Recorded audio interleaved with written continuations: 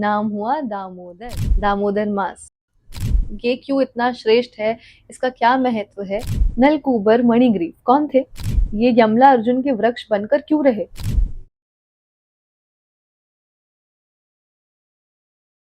कार्तिक का महीना है, इसे दामोदर मास भी कहते हैं। दामोदर मास में श्री दामोदर लीला। प्रातः काल आज यशोदा मैया ने सोचा कि मैं अपने लाला के लिए स्वयं मक्खन निकालूंगी। बस वह मक्खन निकालने बैठी, मथते मथते लिखते हैं कि मैया बाल गोपाल की लीलाओं का स्मरण कर रही थी, गा रही थी। यशोदा मैया हमें यहाँ भक्ति करना सिखा रही हैं। श्री राम कहत चल काम करत चल, फिर काहू का डर, कि हमें तो अपना कार्य करना ही है, पर साथ साथ भगवान के नाम का स्मरण करना नहीं भूलना है। ठाकुर जी आए, यहाँ मैया से कहते हैं कि मैया हमेशा कार्य में ही व्यस्त रहेंगी आप, चलो मैया अब मुझे अब अपनी गोद में बिठा लो। मैया ने भी लाला को खूब प्रेम से लाड किया, अपनी गोद में बिठाया, पर वहां रसोई घर में दूध उफन रहा था। जैसे ही मैया को आवाज आई, वैसे ही ठाकुर जी को उन्होंने नीचे बिठाया और स्वयं दौड़ी चले गई रसोई घर में। अब ठाकुर जी को क्रोध आ गया कि देखो जरा, मैया को मुझसे अधिक दूध प्यारा हो गया कि मुझे इस प्रकार छोड़कर चले गई।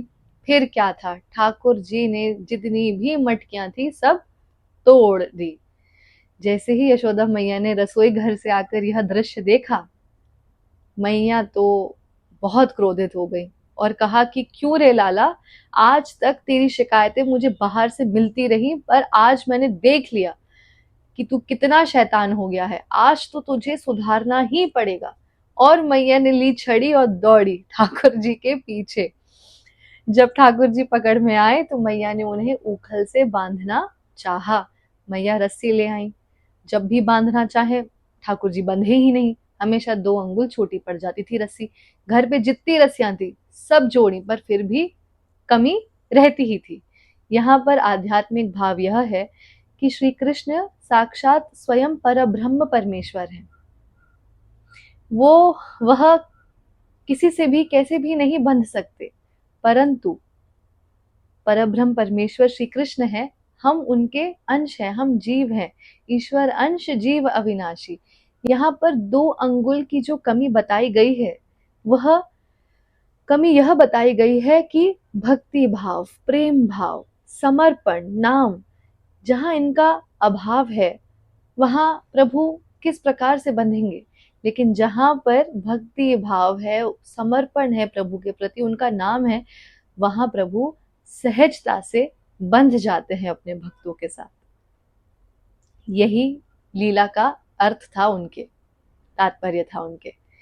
बस फिर क्या, जब ठाकुर जी ने देखा कि मैया थक गई हैं, ठाकुर जी स्वयं ही बंध गए। देखिए, ठाकुर जी भले कितनी भी लीला क्यों ना करें, परंतु हैं बड़े कोमल हृदय के। अपने भक्तों को परेशान नहीं देख सकते, अपने भक्तों से प्रेम बहुत करते हैं।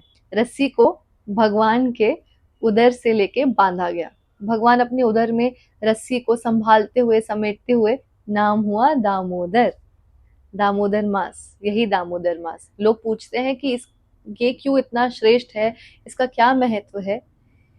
इस महीने ना, इस मास ना, भगवान अपने भक्त के सहज सरल प्रेम भाव से बहुत सरलता से बंध जाते हैं।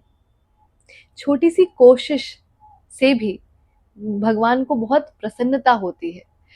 तभी कहते हैं ना कि आप जितना हो सके इस महीने भक्ति साधना कीजिए, दान कीजिए, सेवा कीजिए, नाम स्मरण कीजिए इत्यादि।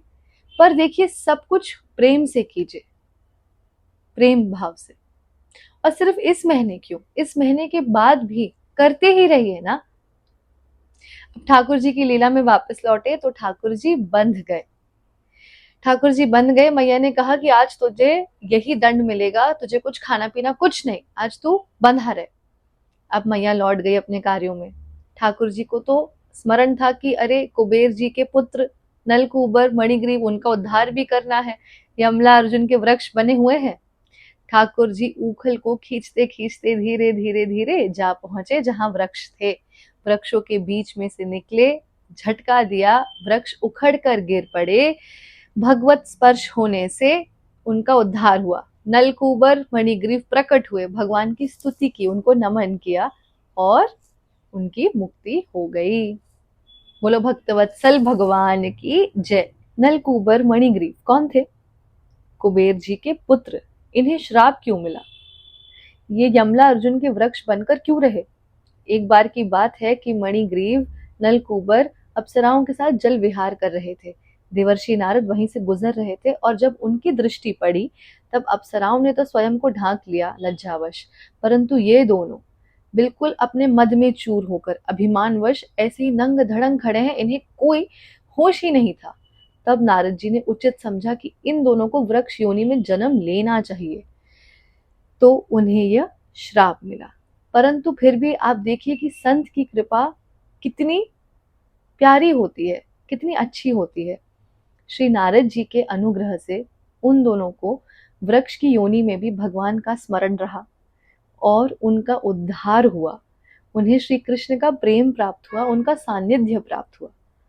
तो ये है संतों की महिमा। अब बोलिए श्री दामोदर भगवान की जय, बांके बिहारी लाल की जय, मोर मुकुट बंसी वाले की जय। जय जय श्री राधे।